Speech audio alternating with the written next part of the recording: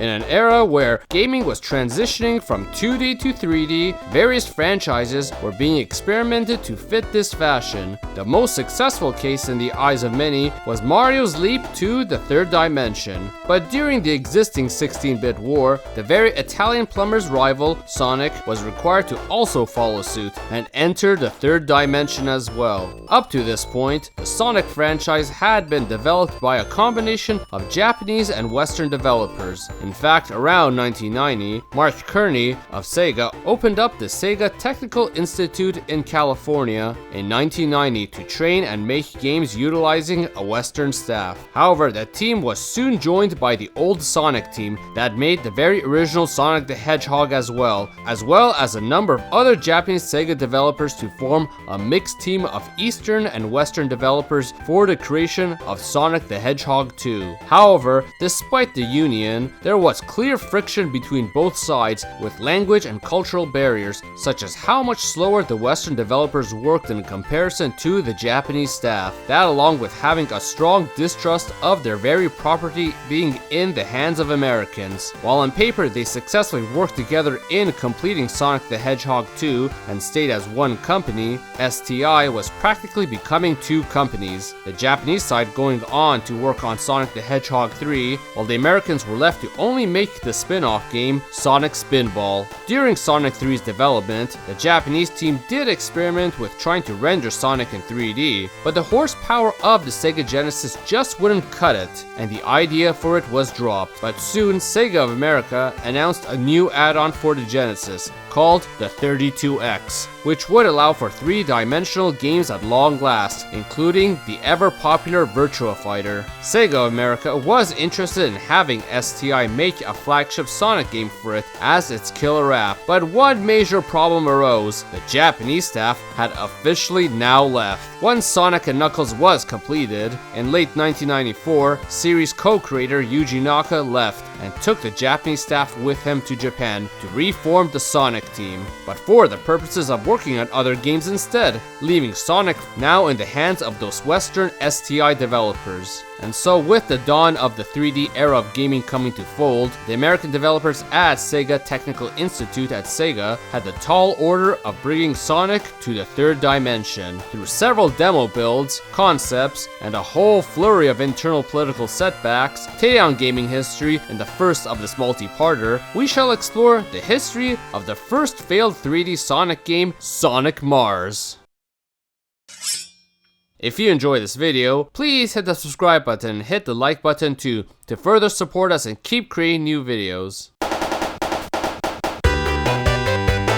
Sega Technical Institute was tasked to make a game for the then Sega Genesis Add-on, the 32X, codenamed Sega Mars. Being inspired by games such as Virtua Fighter that ran so flawlessly on the 32X, the team was inspired to make the leap for Sonic into the third dimension as well. And so ideas were being drawn up for this 3D Sonic game. The head of the team, Michael Kosaka, began planning out the game and decided to make a game that would be based on the then ever popular Saturday morning Sonic the Hedgehog cartoon. This was set to incorporate many of the original characters from the series, including Sally, Bunny, and even the original unhinged design of Dr. Robotnik from the series. In fact, alongside Sally and Bunny, Tails and Knuckles were set to return, but also one new character too, known as a princess character named Tiara Bubowski. Yeah, that's actually her name. Was to be introduced as a new love interest for Sonic, thus making 6 playable characters at once. The story of the game revolved around Sonic along with his 4 friends Sally, Bunny, Tails, and Knuckles receiving a message from one of Dr. Robotnik's computers about how he is trying to take over a computer VR world called Micromobius, whereby its inhabitants sent a message for assistance. Several levels were drawn up for this, including the chessboard theme one called King's Gambit, a traditional ice level called Icebreaker, one in New Orleans called Fat Tuesday, a cloud level known as Dreamwave with with a dreamy night sky appearance possibly, a fun underwater level called Cryptic Grotto, one that pretty much takes place in that very computer mentioned earlier called Core Memory, a spooky forest level known as Shadow World, followed by a Jungle World 2, and even one that resembled an American football stadium. This being followed by several bonus levels too that had one with Sonic facing off against Saturday Morning Robotnik in air hockey, a special zone for collecting Chaos Emeralds, Sonic Bowling, and a rabbit race of sorts. On top of that, the idea of the game being on the 32X allowed them to incorporate fully animated cutscenes, which would be perfect for the already animated Sonic Saturday Morning cartoon characters. While several concept pieces were made that featured the said levels and characters, the Saturday Morning characters including Sally and Bunny were dropped eventually, and thus leaving just our base characters Knuckles and Tails, and as well the new Princess Tiara Bubowski. And so began work on making the game that they now dubbed as Sonic Mars, based on the 32X's codename Mars, or at times even just referring to it as Sonic on Mars, as seen with this animated concept opening.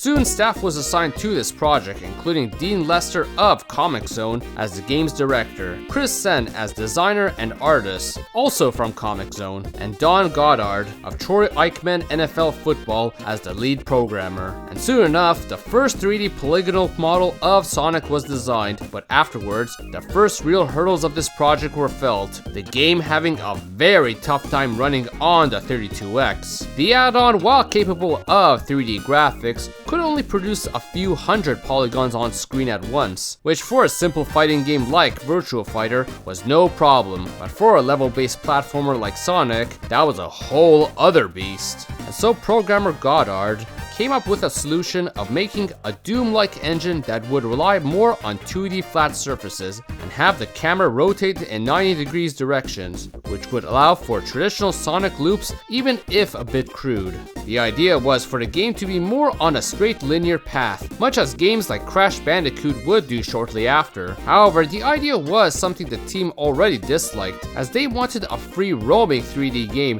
that would feel like 2D Sonic, and so this linear Crash Doom-like game just wouldn't cut it for the team. And so Goddard started from scratch and instead reprogrammed a very simple proof of concept whereby this build could display thousands of sprites of rings in this case and had Sonic running around in 60 frames per second, collecting them on a black background. The small demo was playable on Sega of America's Daddy-Daughter Day in 1994, whereby company executives brought their daughters to work and played this demo. It was well received. With this encouragement behind them, the team started developing numerous ideas for this game. Seeing that they could mix in a ton of sprites with basic 3D platforms, many ideas were now possible, including making a ring monster, where it would be made of rings and explode into a mass of rings to collect afterwards. With that, designer Chris Sen produced 3 demos using the deluxe paint animation on his Amiga 3000. The first 2 demos are basic designs for levels, featuring linear designs with simple platforms that Sonic can venture through while collecting rings, both looking like something that would fit the whole idea of the story taking place in cyberspace. The third one was conceived by team lead Michael Kosaka,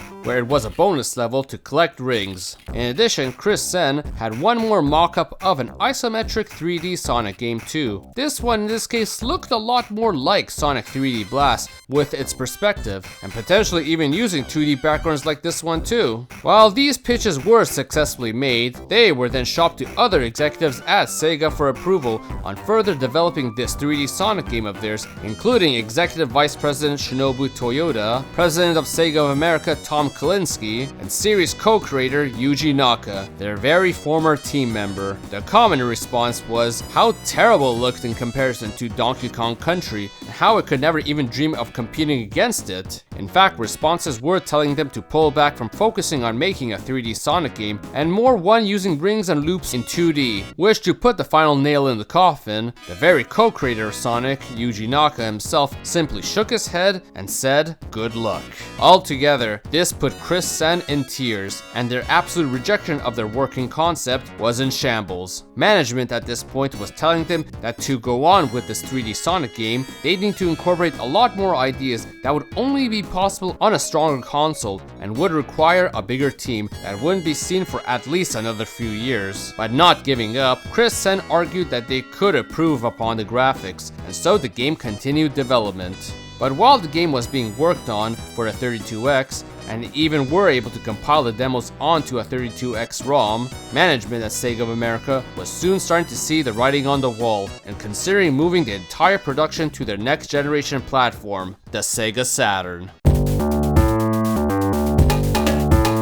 November 1994 hit, and the 32X released, without its killer rap Sonic Mars making it to the market.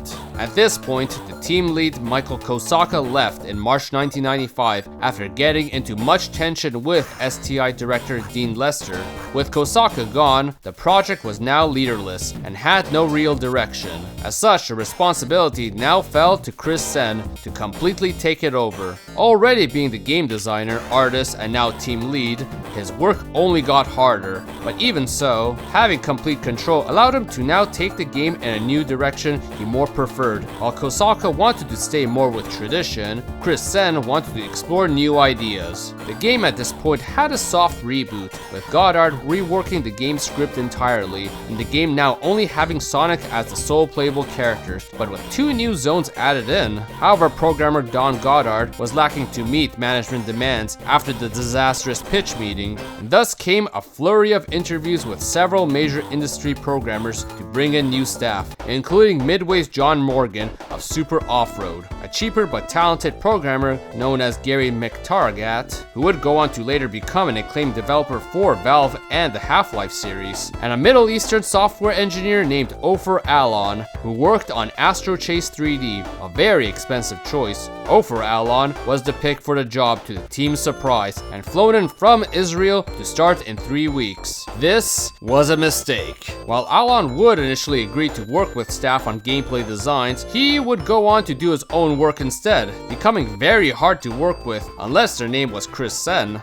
In fact, Alon became strong enemies with another controversial co-programmer known as Christina Coffin, who was known as the wild stallion of the team in the ability to do amazing work, but wouldn't follow directions, let alone Alon getting into enough tiffs with Goddard, and eventually just locking himself into his room the whole day, which not long after, Coffin would do the same and isolate too. In fact, the programming team as a whole was just turning into an absolute mess, with Chris Ebert spending 10 months just programming a camera to fly over a row of 10 polygons, let alone the team having tension with the director Dean Lester at that. However, shortly after, the game's own director Dean Lester left in August 1995, with Mike Granello taking over and Mike Wallace joining as producer, as a means to prevent the game from falling into further stagnation. However, the reality of all this was coming to the forefront, and a lot of problems stemmed from how difficult it was to program for the 32X itself. After a year on the market, Sega of America realized it was truly a doomed platform, and did not see the point of a flagship Sonic game appearing on it, and that it would be better for it to appear on the company's next generation console, the Sega Saturn. When programmer Goddard was pushed to look at the technical specifications of the console, of the Saturn, he absolutely hated it, stating that it was a complicated mess to work on.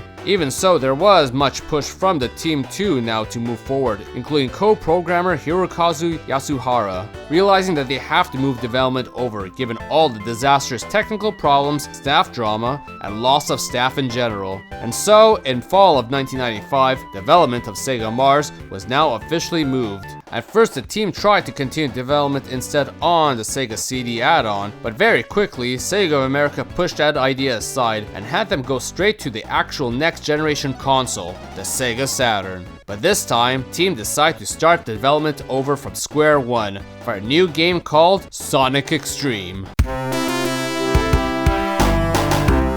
With development coming to the Sega Saturn, a true direction to the first true 3D Sonic game was finally underway. Having attained proper horsepower needed by teaming up with Nvidia and consisting of a team that had done much experimentation and seasoned veterans, this game was finally looking like nothing could stop it. But yet, things weren't going to be so rosy. With further political drama from various executives, life-threatening illnesses, and troubled technical prowess with the game's engine, Sonic Xtreme was about to see numerous ups and downs. As such, make sure to hit the subscribe button for I plan to be back with more Sonic and other games gaming history soon. Hit the like button and comment below on if you would have liked to have seen Sonic Mars released as a real game on the 32X. So everyone, thank you for watching!